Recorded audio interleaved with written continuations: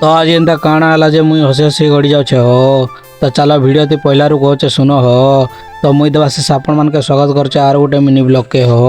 तो सकाले सकाले भूख लाଗୁଥିଲା जे हो दुकान के जाई कुरकुरी आर मिक्सचर गुटे आनी पकेली हो। तार बाद घर भीतर के आसी मोर बहन के कुरकुरी गोटे दे देली हो। आर मोर बहन जेंता कुरकुरी पाई जैसी हो तार स्माइल कहले नि सरे हो जेंता लक्षे टंका स्माइल धरी छे जेंता। आर मते भूख लाଗୁଥିଲା जे हो मुई मोर लागी चना चाट टे करी पकेली हो। आर मोर चना चाट रो बहुत सारा आइटम पके देसी हो। तार बाद लास्ट लेंबू टे चिपी देसी हो।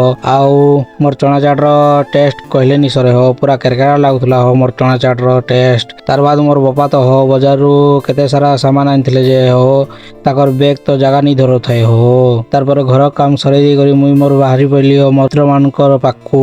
आ मोर मित्र मानकर पाखु जेंता जैसी हो एते सारा कॉमेडी करसन जे मुई हसी हसी गड़ी जैसी हो।